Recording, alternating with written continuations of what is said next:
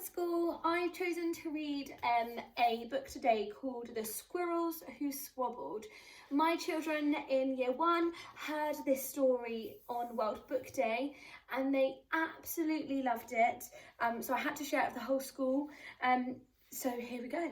It's got a really good message in the story. See if you can find the message once I finish reading. This is The Squirrels Who Squabbled by Rachel Bright and Jim Field.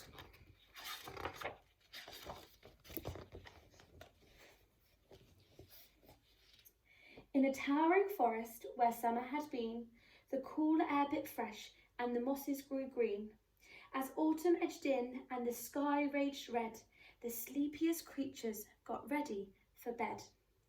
While up in a tree swung a flighty young squirrel who everyone knew as Spontaneous Cyril. Now most foresty folk had seen to their needs through the plentiful months of mushrooms and seeds. They'd built up their stores so they'd all been well fed through the frosting of winter that glittered ahead. But Cyril, he lived in the now and the here. He'd adventured and partied his way through the year. So his cupboards were empty, his hollow was bare. He hadn't a mouthful of food anywhere.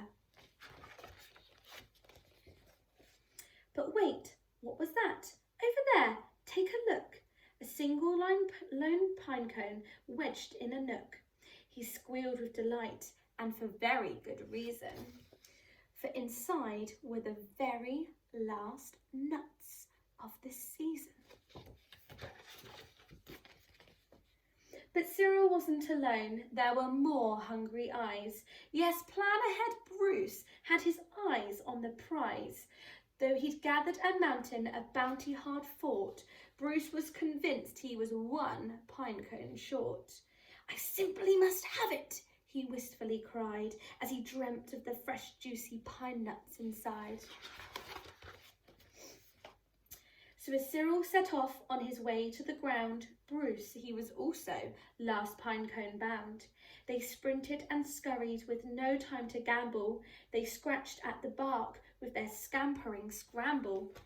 But their panic and haste shook the tips of the spruce, and the pine cone, it trembled, and then it came loose. Both squirrels gave chase at a lightning pace. This was the start of a wild, nutty race. It's mine, shouted Cyril. No, mine, hollered Bruce. You don't stand a chance. Give up, it's no use. I'm hungry, cried Cyril. This cone is not yours. Stay back, shouted Bruce. This cone's for my stores. It bonged over bushes and flew through the air. It binged on the nose of a slumbering bear. It bounced over boulders, then came to a stop. Then teetered and wobbled and quivered and plop. Both squirrels followed. Oh, the water was fast. Would they learn that they needed each other at last? But each was intent on how he could win, so they didn't quite notice a bird sweeping in. Cyril and Bruce, as they watched in dismay, as their cone disappeared up and away. Come back, shouted Squirrel. There are nuts, exclaimed Bruce. But all hope was gone. It was simply no use.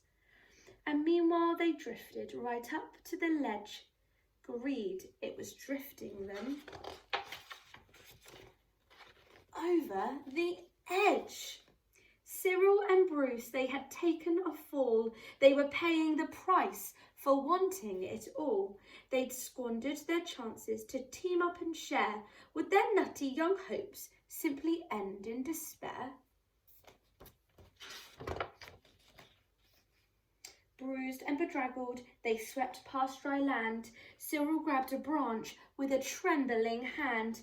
Catching Bruce with the other, he heaved and he huffed and dragged him to safety with panting and puffs. They stared at the sky, quite lost in deep thought, until Bruce looked at Cyril and let out a snort. How silly we a jiggle. How greedy I've been, spluttered Bruce with a giggle. We shall change from today, may the squabbling cease. Maybe we should celebrate, seeing we're both in one piece. From that day and forward, they made a great pair. They would gather together and found they could share.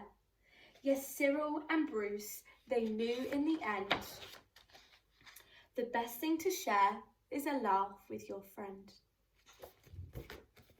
Hope you stay really happy and healthy. I'll be back again soon with another story. Have a lovely weekend. Bye.